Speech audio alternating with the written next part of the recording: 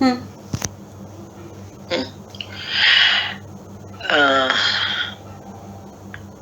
यहाँ उन महापुरुषों से श्री कृष्ण धीरे से अपनी तुलना कर देते हैं कि मैं भी एक महापुरुष हूं।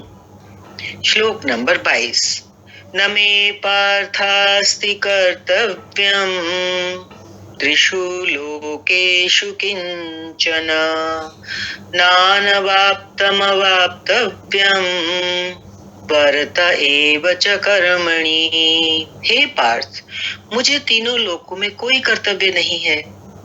पीछे कह आए हैं उस महापुरुष का समस्त भूतों में कोई कर्तव्य नहीं है, और यहाँ क्या कह रहे हैं, तीनों लोकों में मुझे कुछ भी कर्तव्य शेष नहीं है, कोई भी कर्तव्य मेरे लिए बचा नहीं है, और किंचित मात्र प्राप्त होने योग्य वस्तु अप्राप्त नहीं है। माना सब कुछ पा लिया, कुछ पाने जैसा तो बचा भी नहीं है। ये सब होने के बावजूद भी तीनों लोकों में कोई कर्तव्य नहीं है और पाने के लिए भी कुछ नहीं है, सब मैंने पा लिया। तब भी मैं कर्म में भली प्रकार वर्तता हूं। भगवान कृष्ण अपने लिए कह रहे हैं कि तब भी मैं कर्म में भली प्रकार वर्तता हूं। इसमें आगे बताएंगे क्यों वर्तता हूं। श्लोक नंबर 23। यदि हम न वर्तेयम जातु कर्मण्यतन्द्रितः मम वर्तमानुवर्तन्ते मनुष्यः पार्थ सर्वशः।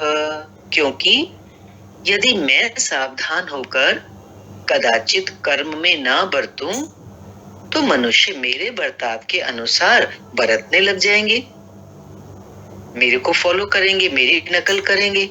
मैं कर्म नहीं करूंगा तो बोलेंगे आगे चलने वाले नहीं कर रहे हैं तो हम भी ना करें।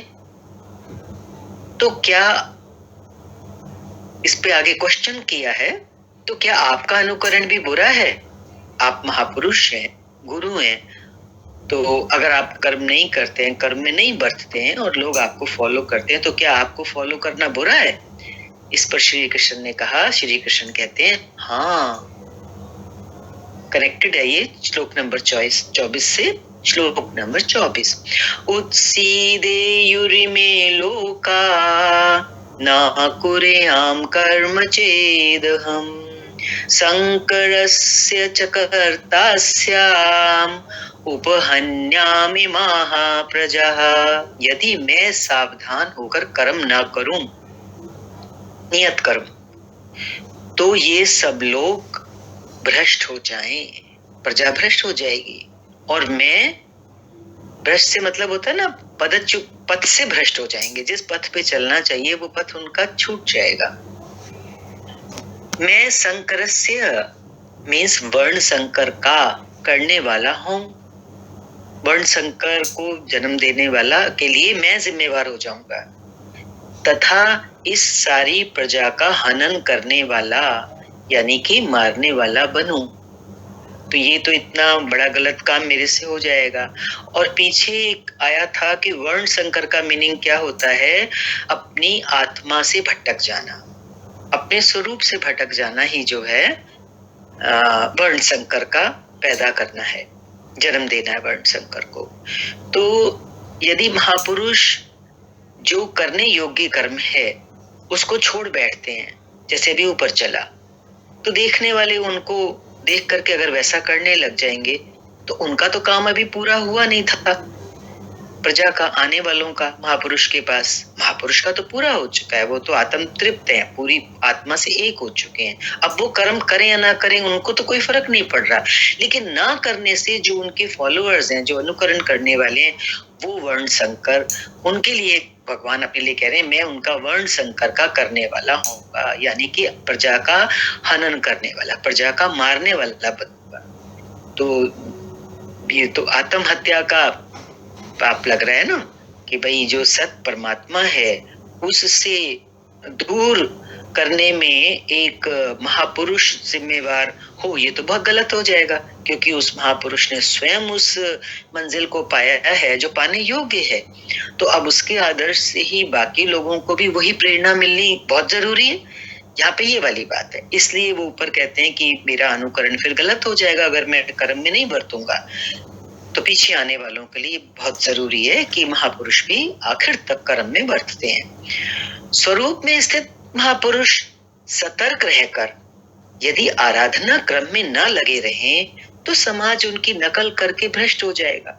वही बात जो अभी चर्चा चली, महापुरुष ने तो आराधना पूर्ण करके परम नैष्कर्म की स्थिति को पाया है। परम नैष्कर्म की स्थिति मीन्स जहां जाके कर्म शेष नहीं बचता, कुछ प्राप्त करने योग्य अप्राप्त नहीं, कुछ अप्राप्त नहीं रह जाता। उनकी तो वो स्थिति आ चुकी है, वे ना करें तो उनके लिए कोई हानि नहीं है।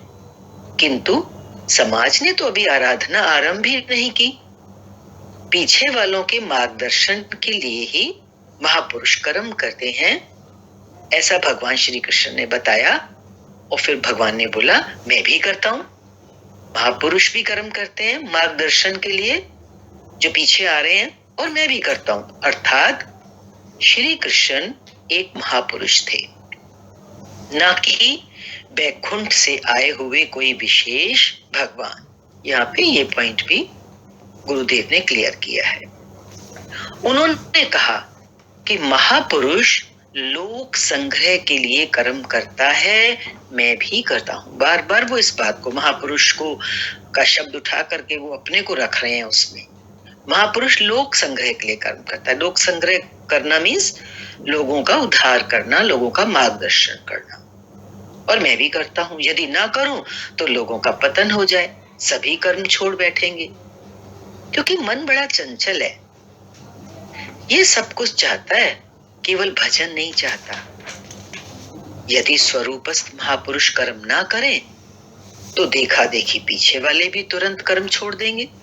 उन्हें बहाना मिल जाएगा कि ये भजन नहीं करते, पान खाते हैं, इत्र लगाते हैं, आम बातें करते हैं, सामान्य बातें करते हैं, और फिर भी महापुरुष कहलाते हैं। ऐसा सोचकर जो पीछे आने वाले हैं वे भी आराधना से हट जाते हैं, पतित हो जाते हैं, मीन्स पद से गिर जाते हैं। जहां तक उनकी यात्रा पहुंच चुकी होती है वहां से भी वो नीचे आ जाते हैं। श्री कृष्ण कहते हैं कि यदि मैं कर्म ना करूं तो सब भ्रष्ट हो जाए, बना बनाया खेल भी बिगड़ जाए, और मैं वर्ण संकर का कर्ता बनूं, आत्मघाती बनूं दूसरों के लिए। खुद की तो आत्मा का उद्धार हो चुका है महापुरुष का, लेकिन औरों की जो पीछे आने वाले हैं उनकी आत्मा का घात करना ही वर्ण संकर है।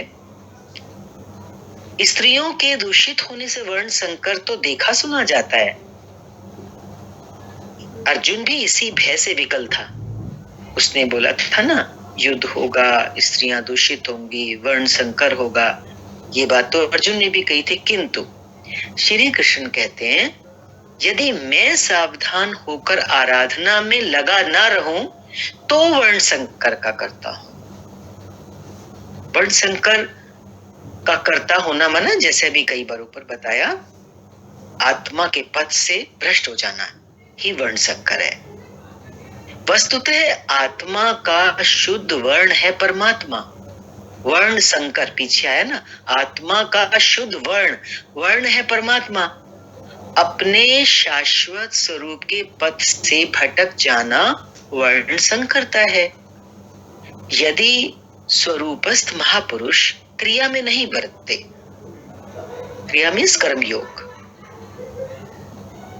निष्काम कर्म योग, क्रिया में नहीं बरतते, या कहिए यज्ञ की प्रक्रिया, उस प्रक्रिया में नहीं रहते, आदर्श नहीं रखते सबके सामने, तो लोग उनके अनुकरण से क्रिया रहित हो जाएंगे। अगर वो क्रिया नहीं करेंगे तो लोग भी क्रिया नहीं करेंगे, क्रिया रहित हो जाएंगे। और यज्ञ की क्रिया, यज्ञ की प्रक्रिया ही तो बताई है, उस परमेश्वर तक पहुंचने की विधि, आराधना। तो कह रहे हैं कि वो लोग अनुकरण से, मेरे अनुकरण से फिर क्रिया रहित हो जाएंगे, आत्म पथ से भटक जाएंगे, वर्ण संकर हो जाएंगे, वे प्रकृति में खो जाएंगे। पहले ही मनुष्य तो प्रकृति में लिपटा बैठा होता है, गुरु मिलने के बाद ही तो एक रोशनी मिलती है, और अगर गुरु ध्यान ना रखे, सतर्क ना रहे, तो जो उसके पास आते हैं वो फिर प्रकृति में ही और गहरे गड्ढे में जा सकते हैं, जाने की पूरी संभावना होती है। इसलिए यहाँ पर ये सावधानी बताई कि महापुरुष किस तरह से ध्यान रखते हैं अपने आचरण का, और मैं भी उस क्रिया में इसीलिए वर्तता हूँ कि मेरे पीछे आने वाले, अनुकरण करने वाले लोग उस रास्ते पर चल सके। स्त्रियों का सतीत्व, उनका सतीपना एवं नस्ल की शुद्धता एक सामाजिक व्यवस्था है। स्त्रियों का सतीत्व एवं नस्ल की शुद्धता एक सामाजिक व्यवस्था है, अधिकारों का प्रश्न है, समाज के लिए उसकी उपयोगिता भी है। किंतु माता पिता की भूलों का संतान की साधना पर कोई प्रभाव नहीं पड़ता। अगर कोई नस्ल गलत हो भी गई, मिक्स हो गई, तो वो कह रहे हैं कि उस माता पिता से अगर कोई भूल हो गई और संतान उत्पन्न हो गई, फिर तो संतान की साधना पर कोई प्रभाव नहीं पड़ता। आपन करनी पार उतरनी, क्योंकि कर्म तो अपना अपने साथ रहता है ना। अगर उस तरीके से माता पिता की भूल से कोई जन्म लेके आ जाता है जीव, कोई संतान पैदा हो गई, तो वो अपने पिछले जन्म से जो साधना करके आया है, तो वो तो साधना वहीं से करेगा ना, अपनी क्रिया योग में वहीं से लग जाएगा। आपन करनी पार उतरनी, जैसे हनुमान, व्यास, वशिष्ठ, नारद, शुकदेव, कबीर, ईसा इत्यादि अच्छे महापुरुष हुए, जबकि सामाजिक कुलीनता से इनका संपर्क नहीं है। इनके माता पिता की वो जो नस्ल के ऊपर बात चली, शुद्धता की बात चली, उससे इन महापुरुषों का कोई संबंध नहीं, कुलीनता का कोई संबंध नहीं है, संपर्क नहीं है। आत्मा अपने पूर्व जन्म के गुण धर्म लेकर आता है, जैसे भी बोला ना, अपने पिछले जन्म की कमाई साथ आती है, फिर वहां से ही आगे बढ़ते हैं। श्री कृष्ण कहते हैं, मनः षष्ठानि इंद्रियाणि प्रकृति स्थानी कर्षति। ये 7वें अध्याय का 15वां श्लोक है। मन सहित इंद्रियों से जो कार्य इस जन्म में होता है, मन सहित मन सहित इंद्रियों से जो कार्य इस जन्म में, उनके संस्कार लेकर आत्मा पुराने शरीर को त्याग कर नए शरीर में प्रवेश कर। मान लो हमने एक गठरी बहुत सारी गिन्नियों की भर ली और उसको लेके हम चले आए अपने घर, तो वो हम जो हमने भरी वो हम साथ लेके आए ना। ऐसे ही इस जन्म में जो कुछ हम अपने अंदर भरते हैं वो हम साथ लेके जाते हैं जब हम इस शरीर को छोड़ के दूसरे शरीर में प्रवेश करते हैं। जीवात्मा पुराने शरीर को त्याग कर इंद्रियों से जो कार्य होते हैं इस जन्म में जो होता है, उनके संस्कार, उनके इम्प्रिंट्स, उनकी छाप लेकर जीवात्मा पुराने शरीर को छोड़कर नए शरीर में प्रवेश कर जाता है।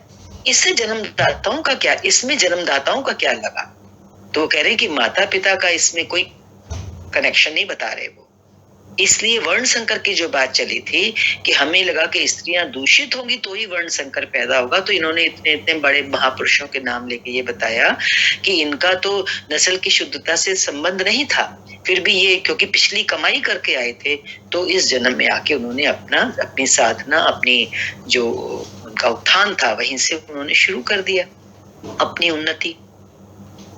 ये बार बार इस चीज को बताना चाह रहे हैं गुरुदेव। इसमें जन्मदाताओं का क्या लगा? उनके विकास में कोई अंतर नहीं आया।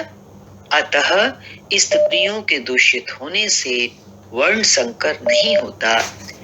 स्त्रियों के दूषित होने और वर्ण संकर से कोई संबंध नहीं है। शुद्ध स्वरूप की ओर अग्रसर ना होकर प्रकृति में बिखर जाना ही वर्ण संकरता है। अब वर्ण संकरता की ये लाइन सबसे इंपॉर्टेंट है कि शुद्ध स्वरूप क्या? आत्मा, परमात्मा, उसकी ओर हम ना बढ़े और प्रकृति में और बिखरते गए, लिपटते गए, दलदल में फंस गए प्रकृति की, ये ही वास्तविक वर्ण संकरता है। यदि महापुरुष सावधान होकर नियत कर्म में, क्रिया को नियत कर्म लिख रहे हैं यहाँ पे, क्योंकि ऊपर अभी क्रिया वर्ड यूज किया था उन्होंने, तो वो क्रिया क्या है, नियत कर्म ही है। यदि महापुरुष सावधान होकर क्रिया में बरतते हुए लोगों से क्रिया ना कराएं, नियत कर्म ना कराएं, तो वह महापुरुष उस सारी प्रजा का हनन करने वाला, हनन होता है मारना, मारने वाला बने। साधना क्रम में चलकर उस मूल अविनाशी की प्राप्ति ही जीवन है। उस साधना क्रम, उस प्रक्रिया में से गुजर के, उसमें से चलकर जो मूल, जो हमारी जड़ है, जो बीज है हमारा, परमात्मा है, बीज परमात्मा, और वो अविनाशी है। मूल अविनाशी की प्राप्ति करना ही जीवन है। हम तो जीवन को ये समझ रहे हैं जिसमें हम बैठे हैं, सांस ले रहे हैं, घर बना रहे हैं, ये इकट्ठा किया, वो इकट्ठा किया, खुश हो रहे हैं, कभी दुखी हो रहे हैं। नहीं नहीं, जीवन का अर्थ क्या है, सुंदर परिभाषा मिल रही है। साधना क्रम में चलकर मूल अविनाशी में, इस परमात्मा की प्राप्ति ही जीवन है। और प्रकृति में बिखरे रहना, भटक जाना ही मृत्यु है। वाह क्या बात है, जीवन और मृत्यु की परिभाषा इस एक लाइन में आ गई। यदि हम प्रकृति में भटकते जा रहे हैं और फंसते जा रहे हैं उसमें, तो वो तो जीते जी मृत्यु हो गई। हम समझते हैं एक बार जो मौत होती है वो नहीं, ये मृत्यु है। और जीवन का भी अर्थ बता दिया यहाँ पे। किंतु वो महापुरुष इस सारी प्रजा को यदि क्रिया पथ पर नहीं चलाता, नियत कर्म के पथ पर नहीं चलाता है, वो महापुरुष जो स्वयं प्राप्त कर चुका है उस मंजिल को, वो इस सारी प्रजा को बिखराव से रोक कर सतपथ पर नहीं चलाता, तो वो सारी प्रजा का हनन करने वाला हत्यारा है, हिंसक है। कितनी बड़ी बात कह दी है ना। तो कहते हैं ना कि जो पहुंच जाता है, जिसको मिल जाता है, उसको बांटना है, बहुत जरूरी है। और दोनों ही बातें हैं, नहीं मिला है और अगर करने लग जाता है तो वो दंभी कहलाएगा, तो दंभी पाखंडी भी नहीं बना। और यदि मिला है सच में प्रभु का प्रसाद, तो फिर उसको बांटना ही बांटना है, नहीं तो वो हत्यारा कहलाता है। तो महापुरुष के ऊपर एक बड़ी जिम्मेवारी की बात यहाँ पे भगवान कृष्ण खोल रहे हैं कि वो हिंसक कहलाएगा। और क्रमशः चलते हुए जो चला लेता है, खुद चलता है साथ साथ, धीरे धीरे, क्रमशः मीन्स ग्रेजुअली, और औरों को भी चला लेता है, तो वह शुद्ध अहिंसक है। यदि नहीं चला पाता है तो वो हिंसक है, और यदि प्रजा को चलाता है तो वो शुद्ध अहिंसक है। हम तो अहिंसा को कुछ और समझ लेते हैं ना, छोटे मीनिंग में, किसी को नहीं, किसी की प्राण नहीं लिए तो वो अहिंसा हो गई, है ना। किसी जीव को दुख नहीं पहुंचाया तो अहिंसा हो गई। पर यहाँ पे वो कह रहे शुद्ध अहिंसक। अहिंसा का शुद्ध अर्थ अगर समझना हो तो वो ये है कि महापुरुष जहां स्वयं पहुंचे हैं, यदि साथ साथ चलते हुए सबको चलाते हैं उस परमात्मा की ओर, तो असली मायनों में अहिंसक वो हैं। गीता के अनुसार शरीरों का निधन, निधन होता है मरना, छोड़ना, शरीरों का निधन, नश्वर कलेवरों का निधन, कलेवर मीन्स ये शरीर जो हमने वस्त्र पहना हुआ है, शरीर रूपी, नश्वर नाश होने वाले ये जो हमारे वस्त्र हैं शरीर रूपी, इनका निधन क्या है गीता के अनुसार। इस शरीर का मरना या जाना क्या है, मात्र परिवर्तन है। कोई अगर इसको मार देता है तो वो हिंसा नहीं है। ये तो शरीर का मरना यहाँ पे क्या कहलाता है गीता के अनुसार, एक परिवर्तन। बहुत बार आया है, ये हिंसा नहीं है। तभी तो महाभारत के युद्ध में जब वो कहता है कि मैं इतने लोगों की हत्या करने का मुझे पाप लगेगा, अर्जुन को ऐसा ही लगा ना, तो उन्होंने कहा कि नहीं, शरीर का मारना या मरना मरना नहीं है, हिंसा नहीं है। नश्वर कलेवर, जब ये जो शरीर छूटते हैं, ये तो एक सिंपल चेंज है, परिवर्तन है।